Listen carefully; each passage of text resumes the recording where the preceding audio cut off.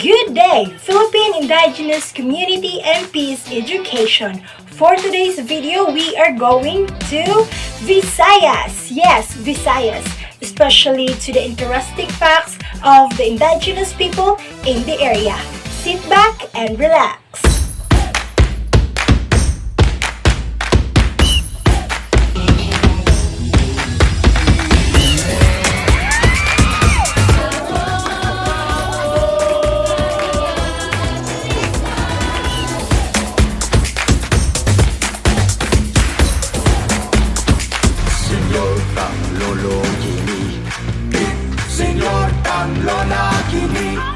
Mayad nga adlaw sa ato nga tanan, kumusta ka?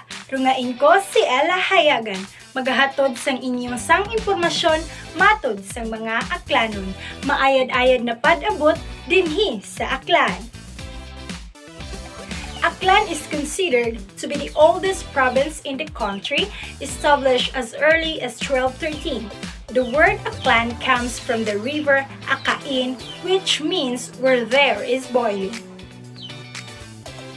The province of Aklan is designated as the second-class province, where we can see the famous beach of Boracay. Boracay is one of the white sandy beaches and is prominent to our country. The known icon of the province is their festival, the Ati-Atihan Festival of Kalibo Aklan. Ati-Atihan Festival was celebrated for their coexistence of Aitas and Malays. Aklanon are also known for their practices of kundiman and tattooed, and they also believe to aswang. Ginakalibay kuro pakipagkita kimo hasta sa masunod atong pagkita sa aymat nga abu. Maayo na aga ka nato tanan. Ang pangaran ko kay Christian Q. Chiki, 19 anyos. Hali o naka-star sa probinsya sa Misamis Occidental. Now, we will talk about Masbateños. Masbateños is one of ethno-linguistic group of Visayas, which is part of Bicol region. Masbateños speak at Masbateños language, or also known as Minasbate. Minasbate language is a mixture of Bicolano, Tagalog, and Visayan. The example of their language or Minasbate language are Nano ang pangaran mo or ano ang pangalan mo, diin ka naka-star o saan ka nakatira, pera na ang edad mo or ilang taon ka na, and diin ka mapakadto or saan ka pupunta.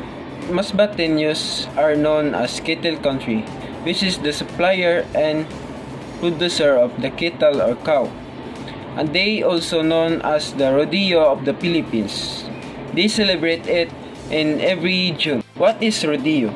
Rodeo is a sport involving a series of riding and roping contests derived from the working skills of the cowboy, as developed during the second half of the 19th century to support the open range cattle industry.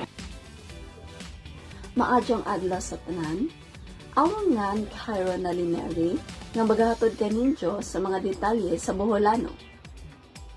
The Boholano people, commonly known as Bulanon, are residents of the island province of Bohol.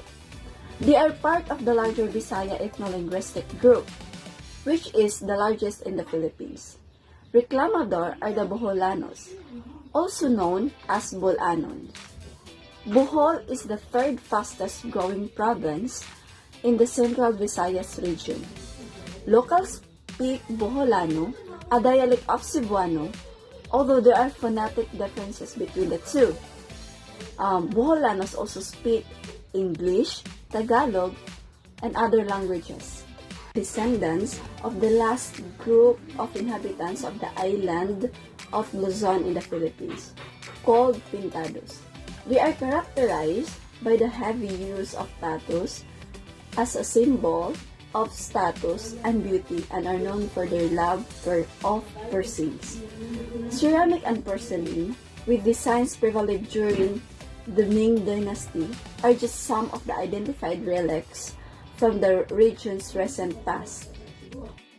Maayong adlaw diha ninyong tanan. Ako di ay si LGR kayi sa BTLE IE2 nga magahatag og impormasyon diha kaninyo mahitungod sa indigenous group o Hiligaynon in the Philippines. Hiligaynon, also called Ilonggo or Panayan, it was the fourth larger ethno-linguistic group of the Philippines, living on Panay, Western Negros, Southern Mindoro, Tablas, Romblon, Sibuyan, Guimaras, and northwestern Masbate. They speak in Visayan language of the Austronesian family. Hiligaynon live in the small rural barrios where the main economic activity is farming or occasionally fishing. The Hiligaynon language is the language of Iloilo province, which has come to be spoken throughout the western Visayas region. They believe in pre-Christian system coexists with the Catholic one brought by the Spaniards. The two exert mutual influence on each other as when the Santo Niño, the image of the child Jesus as world sovereign. The native beliefs divide the universe into three parts: the upper world, middle world, and lower world. The upper world houses it beats speak the Utuhanon, which is God, and together with the angels who pass in the final judgment. Lower down in the upper world reside the Langitnon, angelic beings who live above the clouds. The middle world, or the earth, is the home to the Dutanon spirit exiled from the upper world for rebelling against God. The underworld includes hell, in front of whose gate is a hollow pit where the Encanto, the malevolent evil spirit, live with the reptilian pits. The underworld region are connected to the middle world through a tunnel called Bungalog. Bailan was the important specialist, which are the spirit that befriended and grant wishes.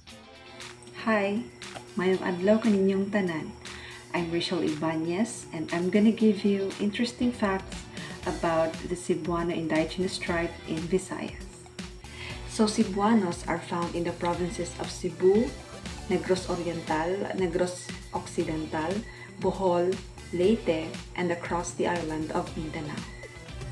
Cebuanos speak Cebuano language, commonly known as Bisaya. It is the lingua franca of Visayas and Mindanao. The cultural capital of Cebuanos is Cebu City, which is widely known as the Queen City of the South. The main source of livelihood in Cebu is the ocean, and that explains why Cebuanos delight in seafood. Cebuanos are very artistic and they have this creative culture. And they are said to be highly Christianized and that they have this annual culture and religious festival held in Cebu City, which is the most famous Sinulog Festival.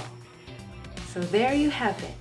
Thank you for listening and we hope that you learned something from this video. Have a good life!